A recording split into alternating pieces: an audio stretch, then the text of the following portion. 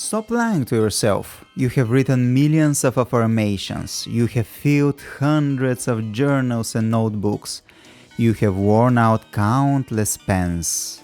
You have followed all the manifestation gurus on TikTok, Instagram, and YouTube. You know the ones who tell you that if you vibe high enough and think only positively, your life will magically transform. But it hasn't, has it? These so-called social media gurus are simply influencers.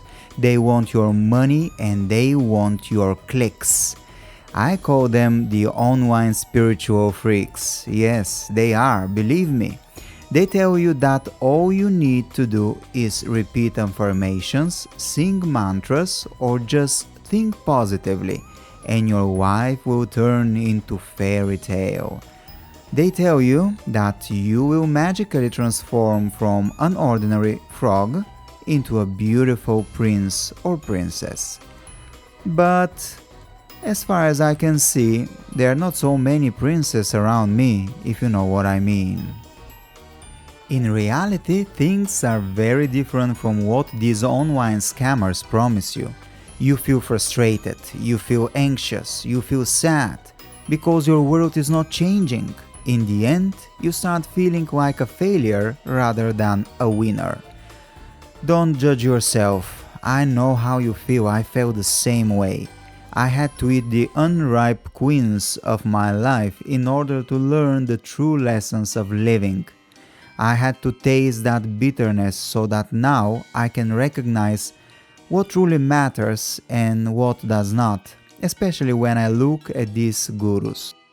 The truth that nobody on your social media feed wants to admit is this: affirmations don't work, at least not the way they're being sold to you.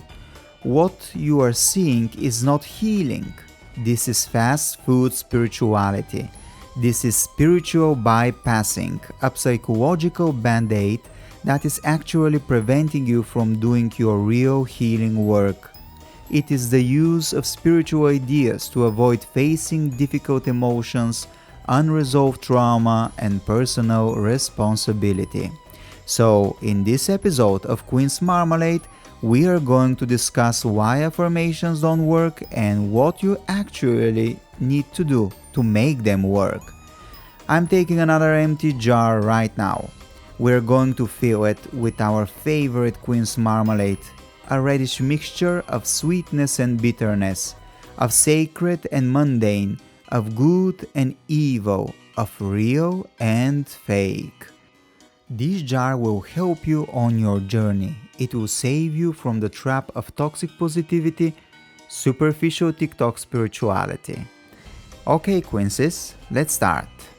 As I said, I know how you feel. I was exactly like you. I wrote thousands of affirmations. I wore out hundreds of notebooks.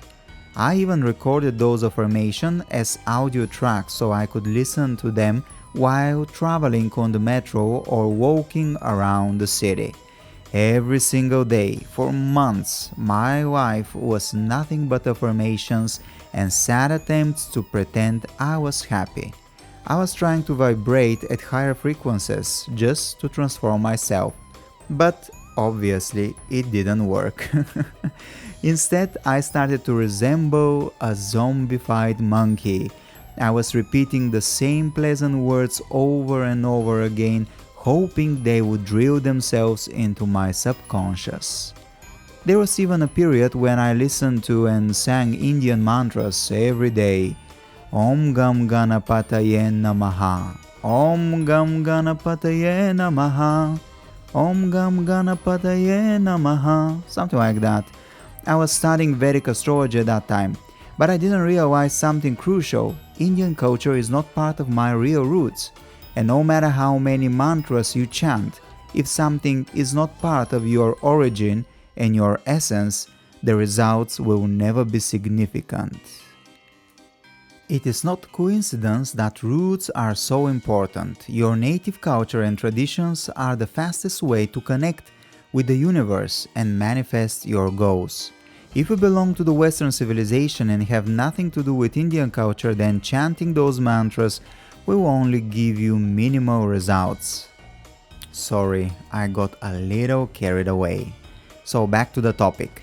But I listened to all these influencers. They offered fast food spirituality, affirmations for love, for money, even manifestation for a wealthy partner and a beautiful house. But if you really look at these gurus, it seems they don't know the secret themselves. They haven't transformed their own lives. They have just created a fake profitable online world. They want your views. They want you to buy their course, How to Achieve My Dream Life. Nothing more. Here is the fundamental truth they fail to mention. Vibrational frequency and positive thinking are really important. A person who does not love themselves is doomed to a failure. But for these things to have a real effect, you must first be ready, intellectually, emotionally, and spiritually. You must prepare your soul for the transformation. The human soul is like a field, and affirmations, they are like wheat seeds. In Bulgarian folk tradition, wheat is not just a crop, it is life itself. It is the soul. Wheat and bread are sacred to us, Bulgarians. Even now, if I have to throw bread away, I hear the words in my head, don't do it, it's a sin. Without wheat, there is no home, no lineage, no future. Affirmations are like wheat, they are sacred. They can build a new life. But before we sow them, we must look at the field. If we throw wheat onto a rock or onto dry cracked ground, it will dry out. It will never sprout.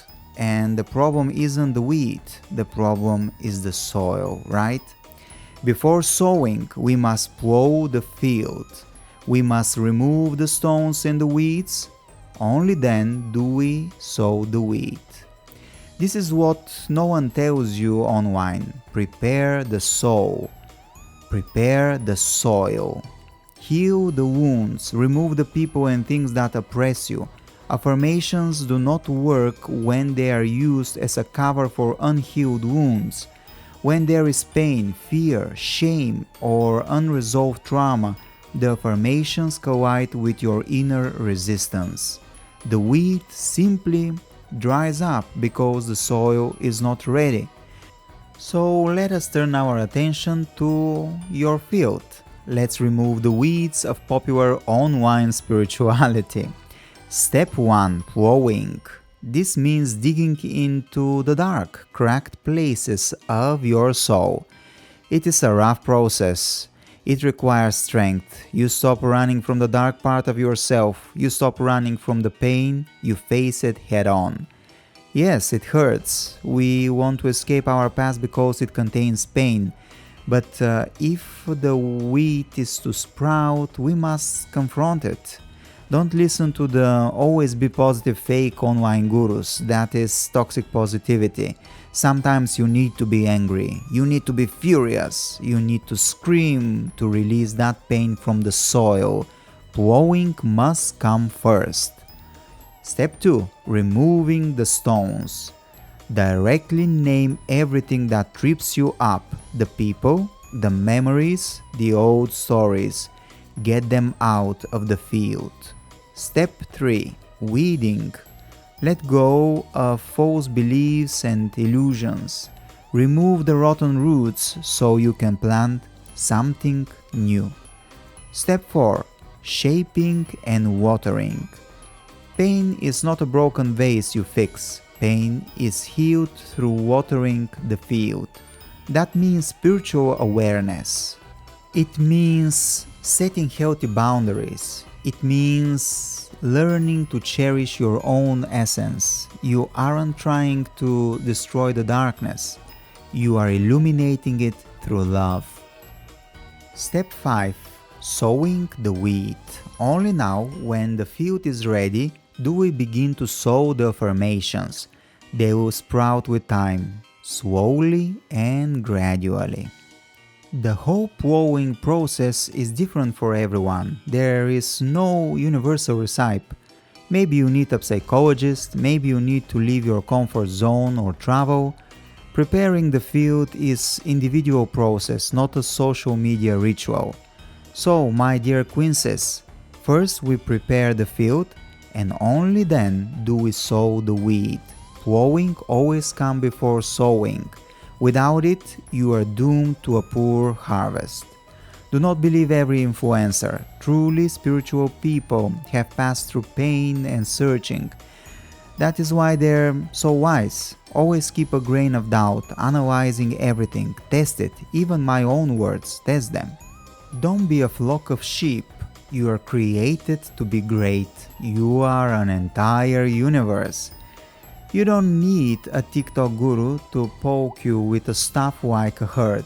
Each of us is our own spiritual shepherd.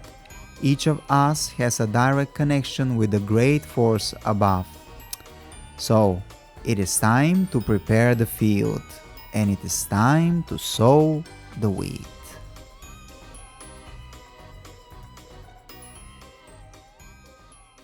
The marmalade is ready. Golden, warm, imperfect, just like us.